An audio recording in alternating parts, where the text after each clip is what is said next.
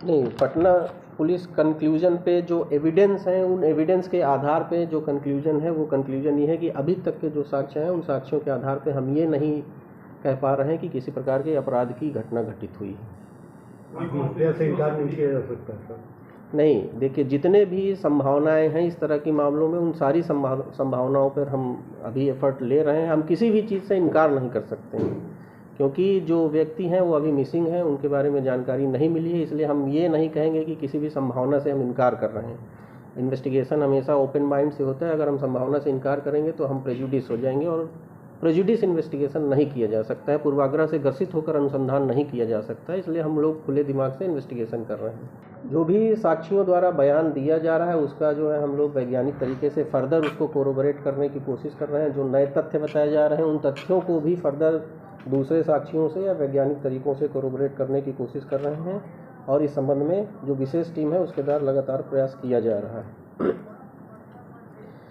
कुछ मामलों में हम लोगों को सूचना प्राप्त हुई थी कि डॉक्टर संजय साहब जो है फार्मेसी कॉलेजेस का इंस्पेक्शन करने के लिए जो टीम जाती थी उसमें भी जाते थे।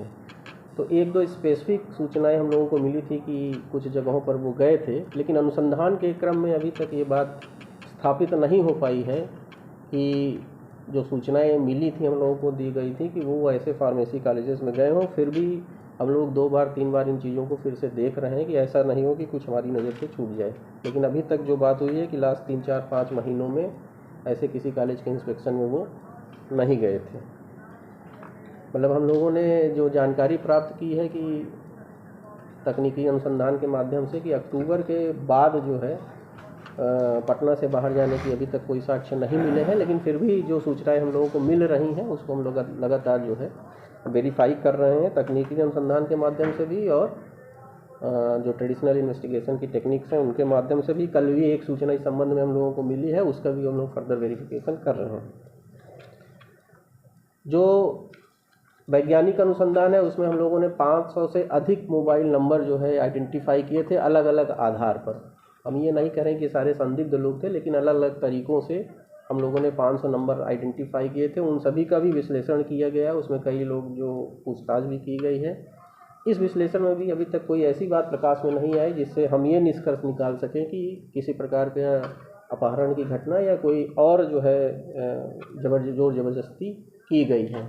हम लोग फर्दर ये भी प्रयास कर रहे हैं इन नंबरों के विश्लेषण से कि घटना के समय जो लोग वहाँ से गुजरे हों, उनके आसपास से जो किसी भी तरीके से उनकी किसी गतिविधि को देख पाए हों, उन लोगों को भी हम लोग आइडेंटिफाई कर रहे हैं और उन लोगों से भी हम लोग पूछताछ कर रहे हैं, लेकिन अभी तक कोई ऐसी बात प्रकाश में नहीं आई है।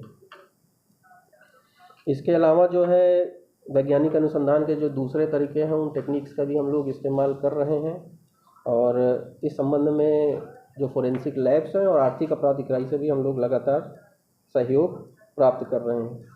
एक जो घटना स्थल है जहां उनके द्वारा गाड़ी छोड़ी गई है गंगा के नज़दीक है, तो एक संभावना के रूप में हम लोगों ने गंगा के किनारे बिहार, झारखंड और पश्चिम बंगाल के जो ज़िले हैं वहाँ के जो पुलिस कमिश्नरेट है बंगाल में और डिस्ट्रिक्ट जो वाहन चल रहे थे उनका काफ़ी प्रकाश पड़ रहा था। इस बार कई बार स्पष्ट नहीं हो पा रहा था, तो हम लोग उसका जो नेशनल साइबर फोरेंसिक लैब है नई दिल्ली में, उससे भी उसको इन्हेंस कराने के लिए प्रयास कर रहे हैं। और हम लोगों ने वीडियो उनको भेजा है और उनसे रिक्वेस्ट किया है कि अगर इन्हेंस करके कोई फर्दर जानकारी वो दे सकें तो हम लोग उसको अनुसंधान में अपने आगे कार्रवाई करेंगे।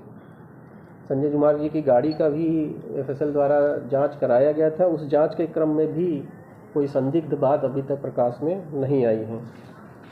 उनके पास 3 मोबाइल फ़ोन थे, जिसमें से 2 मल्टीमीडिया सेट थे और एक जो ट्रेडिशनल कीपैड फ़ोन होता है वो है। उसका भी जो है हम लोगों ने आर्थिक अपराध इकाई की मदद से डेटा कलेक्ट किया है और उस संबंध में भी विश्लेषण हम लोग लगातार कर रहे हैं। अभी तक के विश्लेषण में भी कोई ऐसी आपराधिक घटना या किसी अन्य प्रकार का जो है बात सामने नहीं आई है।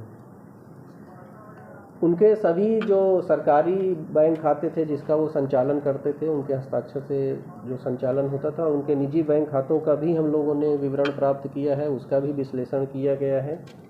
अभी तक के विश्लेषण में केवल एक बड़े अमाउंट का ट्रांजैक्शन सामने आया है 5 लाख रुपए का, जो उनके व्यक्तिगत अकाउंट से हुआ है। इस संबंध में जब जांच किया गया, अनुसंधान किया गया, तो पता चला कि उनके घर का रेनोवेशन हो रहा था और ये पैसा उन्हीं को जो रिनोवेशन करने वाले लोग हैं उनको पेमेंट किया गया है। इसके अलावा जो ट्रांजेक्शन्स हैं वो ज़्यादातर छोटे छोटे अमाउंट पे हैं। सरकारी खाते में भी जो उस दिन का घटना के समय का 1 तारीख का जो सबसे बड़ा ट्रांजेक्शन है वो 49,000 का है, वो भी पेमेंट किया गया। उसमें भी अभी तक कोई संदिग्ध बात प्रकाश में नहीं आई है।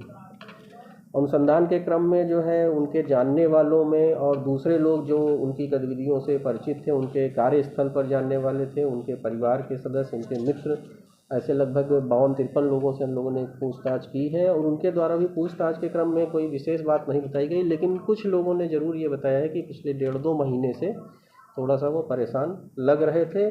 परेशान किस विषय पर थे, इस विषय पर हम लोग और अनुसंधान के क्रम में पता करने की कोशिश कर रहे हैं। ऐसा कुछ लोगों ने अपने बयान में बताया है, क्योंकि सभी लोगों का ये कहना है कि वो काफ़ी जॉली फेलो थे और काफ़ी खुश मिजाज पर्सनालिटी थी उनकी।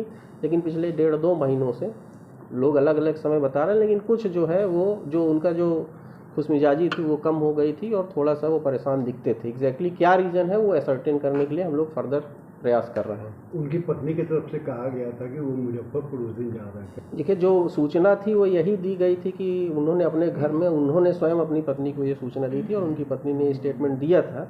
लेकिन जो सारी परिस्थितियां हैं वो परिस्थितियां इस बात की पुष्टि नहीं कर रही हैं कि वो मुजफ्फरपुर जा रहे थे, क्योंकि आप जांच के क्रम में जाएंगे तो बहुत चीज़ों की तैयारी करनी पड़ती है। वैसी कोई तैयारी उनके निकलने के क्रम में नहीं दिखाई देती। तो वो अभी तक इस तरह की कोई ठोस बात प्रकाश में नहीं आई है। इसके अलावा हम लोगों ने जो हमारा फेसबुक और ट्विटर है उस पर भी सूचनाएं साझा करने की प्रयास कर रहे हैं और जो स्टेट गवर्नमेंट का तरीका है उस तरीके से हम लोग बिहार, झारखंड और पश्चिम बंगाल, उत्तर प्रदेश, पड़ोसी राज्यों में भी सार्वजनिक रूप से सूचनाओं के प्रयासन के लिए अग्रतर कार्रवाई कर रहे हैं। वो भी हम लोग 1 से 2 दिन में पूरा करने का प्रयास करेंगे।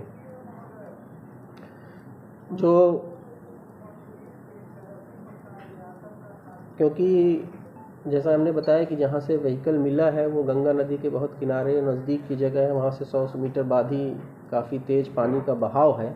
इसलिए एक संभावना के रूप में देखते हुए हम लोगों ने जो स्थानीय गोताखोर हैं जिनके बारे में हम लोगों ने पता किया कि वो गंगा में जो है डाइविंग कर सकते हैं, अच्छे गहराई में जा सकते हैं, ऐसे लोगों की और SDRF के जो एक्सपर्ट टीम है उसकी भी मदद ले रहे हैं और लगातार उनके द्वारा सुबह से शाम तक प्रयास किया जा रहा है। इस संबंध में हम लोगों को 10 तारीख को एक अज्ञात शव भी मिला था जो नीचे गंगा में था, उसका वेरिफिकेशन भी हम लोग कर रहे हैं। उस संबंध में आलमगंज थाने में अलग से UD केस किया गया है।